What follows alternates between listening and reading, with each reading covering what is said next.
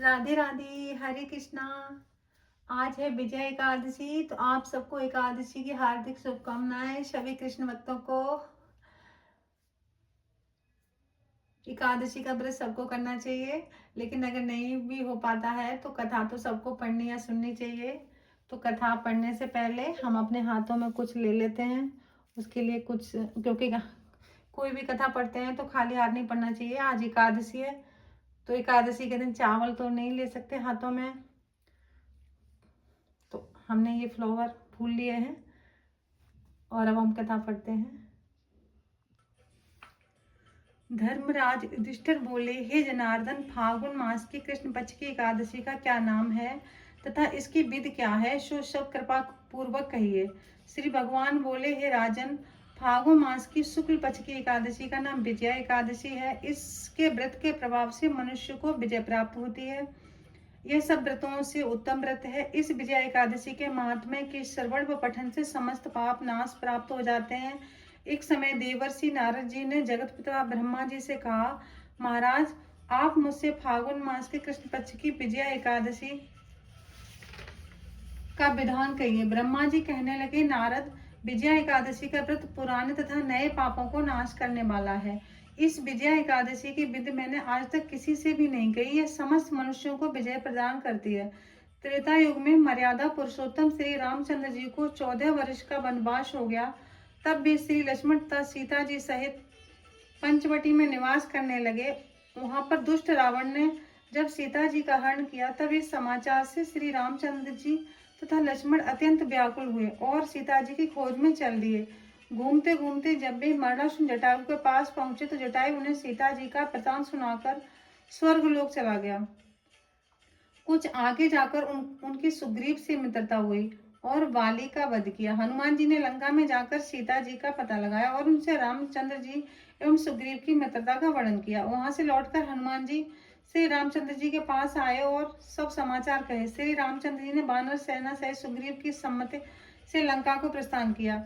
जब श्री रामचंद्र जी समुद्र किनारे पहुंचे, तब उन्होंने मगरमच्छ आदि से युक्त अगाध समुद्र को देखकर लक्ष्मण जी से कहा कि इस समुद्र को हम किस प्रकार पार कर सकेंगे। लक्ष्मण जी कहने लगे, हे पुराण पुरुषोत्तम, आप आदि पुरुष हैं, सब कुछ जानते हैं। यहाँ से आधा योजन दूरी पर कुमारी द्वीप में बकदा लभ्य नाम के मुनि रहते हैं। उन्होंने अनेकों ब्रह्मा देखे हैं। आप उनके पास जाकर इसका उपाय कहिए। लक्ष्मण जी के इस प्रकार के वचन सुनकर श्री रामचंद्र जी बगदा लभ्य ऋषि के पास गए और उनको प्रणाम करके बैठ गए। मुनि ने भी उनको मनुष्य रूप धारण किए हुए पुराण पुरुषोत्तम समझकर उनसे पूछा, हे राम, आपका आना कैसे हुआ। श्री रामचंद्र जी कहने लगे, हे ऋषि, मैं अपनी सेना सहित आया हूँ और राक्षसों को जीतने के लिए लंका जा रहा हूँ। आप कृपा करके समुद्र पार करने का कोई उपाय बताइए। मैं इसी कारण आपके पास आया हूँ। बगदा लभ्य ऋषि बोले, हे राम, फागुन मास के कृष्ण पक्ष की एकादशी का व्रत करने से निश्चय ही आपकी विजय होगी। साथ ही आप समुद्र भी अवश्य पार कर लेंगे। इस व्रत की विधि यह है कि दशमी के दिन स्वर्ण, चांदी, तांबा या मिट्टी का एक घड़ा बनावें। उस घड़े को जल में भरकर तथा पंच पल्लव रख वेदिका पर स्थापित करें।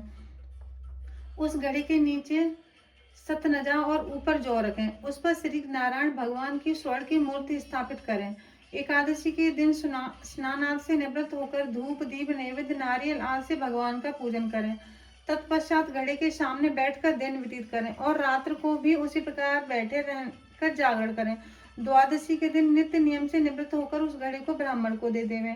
हे राम, यदि तुम भी इस व्रत को सेनापतियों सहित करोगे तो तुम्हारी विजय अवश्य होगी। श्री रामचंद्र जी ने ऋषि के कथनानुसार इस व्रत को किया और इसके प्रभाव से दैत्यों पर विजय पाई। अतः हे राजन, जो कोई मनुष्य विधि पूर्वक इस व्रत को करेगा तो दोनों लोकों में उसकी अवश्य विजय प्राप्त होगी। श्री ब्रह्मा जी ने नारद जी से कहा, हे पुत्र, जो कोई इस व्रत के महात्म्य को पढ़ता या सुनता है उसको भी वाजपेयी यज्ञ का फल मिलता है। इस प्रकार एकादशी महात्म्य अध्याय का 7वां अध्याय समाप्त हुआ। हमने बोला था ना, इस एकादशी की कथा पढ़ने से भी, पढ़ना या सुनने, उसको भी वाजपेयी का फल मिलता है। तो आप सब भी एकादशी की कथा सुनना और बताना मैंने आप सबको किस तरीके से एकादशी कथा सुनाई। और बाद में जो हाथों में लेते हैं वो वहीं पे पूजा की थाली में ही अर्पित कर दें। राधे राधे, हरे कृष्णा।